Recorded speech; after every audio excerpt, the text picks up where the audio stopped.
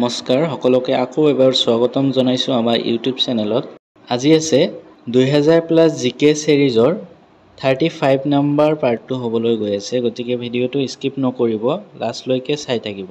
ভিডিঅ'টো ষ্টাৰ্ট কৰাৰ আগতে এটা ৰিকুৱেষ্ট কৰিম, অনুগ্ৰহ কৰি যোনে আমাৰ চেনেলটো ছাবস্ক্ৰাইব কৰা নাই অনুগ্ৰহ কৰি চেনেলটো ছাবস্ক্ৰাইব কৰি আপোনাৰ বন্ধু বান্ধৱীৰ সৈতেও শ্বেয়াৰ কৰি দিব। তেন্তে বেছি দেৰি নকৰাকৈ আজিৰ ভিডিঅ'টো ষ্টাৰ্ট কৰিছোঁ।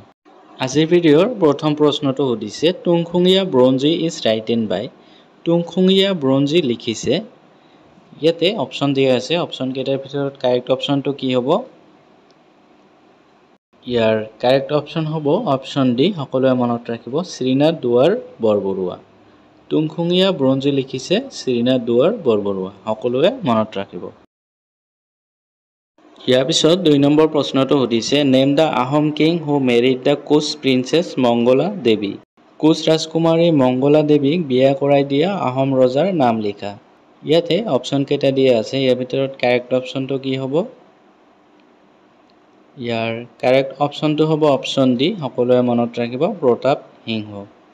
কোচ ৰাজকুমাৰী মংগলা দেৱীক বিয়া কৰাই দিয়া আহোম ৰজাৰ নাম হৈছে প্ৰতাপ সিংহ, সকলোৱে মনত ৰাখিব। ইয়াৰ পিছত 3 নম্বৰ প্ৰশ্নটো সুধিছে when was Lachit Borphukan was বৰ্ণ। কেতিয়া লাচিত বৰফুকনৰ জন্ম হৈছিল? ইয়াতেও অপশ্যন কেইটা দিয়া আছে, ইয়াৰ ভিতৰত কাৰেক্ট অপশ্যনটো কি হ'ব? ইয়াৰ কাৰেক্ট অপশ্যনটো হ'ব অপশ্যন বি, সকলোৱে মনত ৰাখিব, 1622। 1622 চনত লাচিত বৰফুকনৰ জন্ম হৈছিল, সকলোৱে মনত ৰাখিব। ইয়াৰ পিছত 4 নম্বৰ প্ৰশ্নটো সুধিছে which treaty marks the end of Mir Jumla's occupation of the Ahom capital Garhgaon. কোনখন সন্ধিৰ জৰিয়তে মিৰ্জুমালাৰ আহোমৰ ৰাজধানী গড়গাঁও দখলৰ অন্ত পৰিল? ইয়াতেও অপশ্যন কেইটা দিয়া আছে, ইয়াৰ ভিতৰত কাৰেক্ট অপশ্যনটো কি হ'ব? ইয়াৰ কাৰেক্ট অপশ্যনটো হ'ব অপশ্যন ডি, সকলোৱে মনত ৰাখিব, ট্ৰেটি অফ ঘিলাঝাৰী ঘাট। ঘিলাঝাৰী ঘাটৰ সন্ধিৰ জৰিয়তে মিৰ্জুমালাৰ আহোমৰ ৰাজধানীৰ গড়গাঁও দখলৰ অন্ত পৰিল, সকলোৱে মনত ৰাখিব। ইয়াৰ পিছত 5 নম্বৰ প্ৰশ্নটো সুধিছে which Buragohain himself rejected the offer of becoming Ahom king on 2 occasions. কোনজন বুঢ়াগোহাঁয়ে নিজেই দুবাৰকৈ আহোম ৰজা হোৱাৰ প্ৰস্তাৱ নাকচ কৰিছিল? ইয়াতেও অপশ্যন 4টা দিয়া আছে, ইয়াৰ ভিতৰত কাৰেক্ট অপশ্যনটো কোনটো হ'ব? ইয়াৰ কাৰেক্ট অপশ্যনটো হ'ব অপশ্যন বি, সকলোৱে মনত ৰাখিব, অতন বুঢ়াগোহাঁই। অতন বুঢ়াগোহাঁয়ে নিজেই দুবাৰকৈ আহোম ৰজা হোৱাৰ প্ৰস্তাৱ নাকচ কৰিছিল, সকলোৱে মনত ৰাখিব। ইয়াৰ পিছত 6 নম্বৰ প্ৰশ্নটো সুধিছে who was the second in leadership next to Lachit Borphukan during the battle of Saraighat. শৰাইঘাটৰ যুদ্ধৰ সময়ত লাচিত বৰফুকনৰ কাষত নেতৃত্বত দ্বিতীয় কোন আছিল? ইয়াতেও অপশ্যন 4টা দিয়া আছে, ইয়াৰ ভিতৰত কাৰেক্ট অপশ্যনটো কোনটো হ'ব? ইয়াৰ কাৰেক্ট অপশ্যন হ'ব অপশ্যন ডি, সকলোৱে মনত ৰাখিব, অতন বুঢ়াগোহাঁই। শৰাইঘাটৰ যুদ্ধৰ সময়ত লাচিত বৰফুকনৰ কাষত নেতৃত্বত দ্বিতীয় আছিলে অতন বুঢ়াগোহাঁই, সকলোৱে মনত ৰাখিব। ইয়াৰ পিছত 7 নম্বৰ প্ৰশ্নটো সুধিছে the Gohain Kamal Ali which was constructed during Naranarayan connects Cooch Behar to. নৰনাৰায়ণৰ সময়ত নিৰ্মিত গোহাঁই কমল আলিয়ে কোচবেহাৰক কাৰ লগত সংযোগ কৰিছে? ইয়াতেও অপশ্যন 4টা দিয়া আছে, ইয়াৰ ভিতৰত কাৰেক্ট অপশ্যনটো কি হ'ব? কোনোবাই যদি পাৰে কমেণ্ট কৰিব।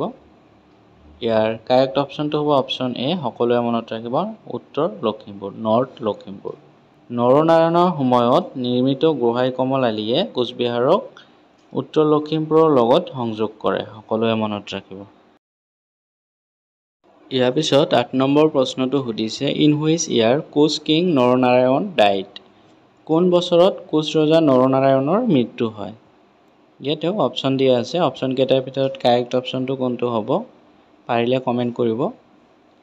ইয়াৰ কাৰেক্ট অপশ্যনটো হ'ব অপশ্যন চি, সকলোৱে মনত ৰাখিব, 1587। 1587 চনত কোচ ৰজা নৰনাৰায়ণৰ মৃত্যু হয়, সকলোৱে মনত ৰাখিব।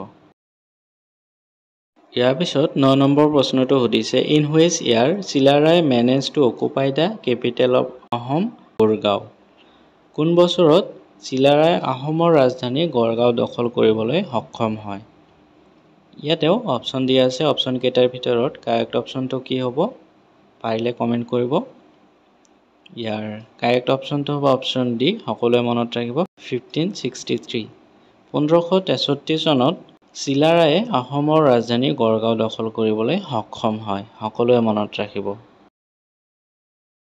ইয়াৰ পিছত 10 নম্বৰ প্ৰশ্নটো সুধিছে the average gradient of the Brahmaputra plain is, Brahmaputra সমভূমিৰ গড় গ্ৰেডিয়েণ্ট হৈছে, ইয়াতে অপশ্যন কেইটাৰ ভিতৰত কাৰেক্ট অপশ্যনটো কি হ'ব পাৰিলে কমেণ্ট কৰিব। ইয়াৰ কাৰেক্ট অপশ্যনটো হ'ব option A 14 centimetre per kilometre, প্ৰতি কিলোমিটাৰত 14 চেণ্টিমিটাৰ। ব্ৰহ্মপুত্ৰ সমভূমিৰ গড় গ্ৰেডিয়েণ্ট হৈছে প্ৰতি কিলোমিটাৰত 14 চেণ্টিমিটাৰ, সকলোৱে মনত ৰাখিব। ইয়াৰ পিছত 11 নম্বৰ প্ৰশ্নটো সুধিছে the total length of the Brahmaputra river is, Brahmaputra নদীৰ মুঠ দৈৰ্ঘ্য হৈছে, ইয়াতেও অপশ্যন দি আছে, অপশ্যন কেইটাৰ ভিতৰত কাৰেক্ট অপশ্যনটো কি হ'ব কমেণ্ট কৰিব পাৰিলে। ইয়াৰ কাৰেক্ট অপশ্যনটো হ'ব অপশ্যন চি, সকলোৱে মনত ৰাখিব 2900 কিলোমিটাৰ, 2900 কিলোমিটাৰ। ব্ৰহ্মপুত্ৰ নদীৰ মুঠ দৈৰ্ঘ্য হৈছে 2900 কিলোমিটাৰ, সকলোৱে মনত ৰাখিব।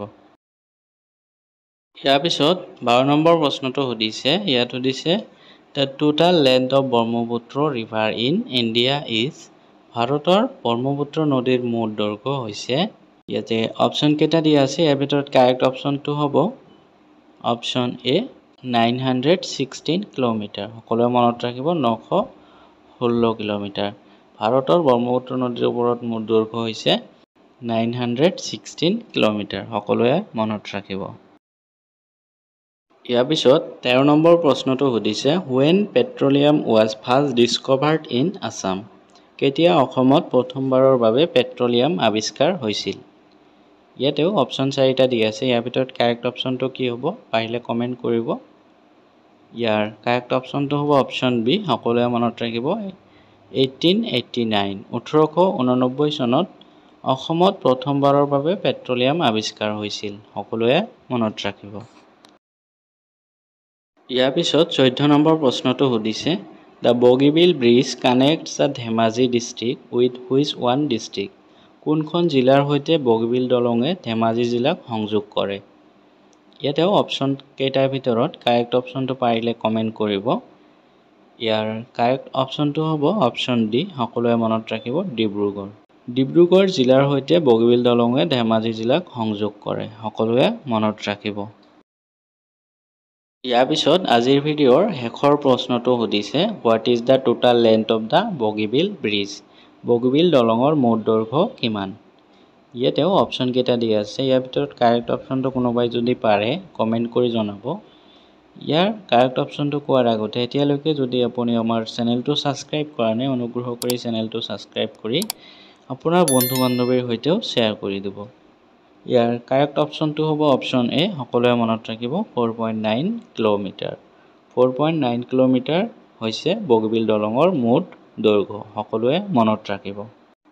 চ' আজিৰ ভিডিঅ'ত ইমানতেই। যদি ভিডিঅ'টো ভাল পাইছে এটা লাইক কৰিব, আৰু লগতে আপুনি যদি এইটো ছিৰিজৰ বাকী পাৰ্টকেইটা চোৱা নাই তেন্তে ডিছক্ৰিপশ্যনত লিংক দিয়া আছে প্লে'লিষ্টৰ, তাতে ক্লিক কৰিও চাব পাৰে।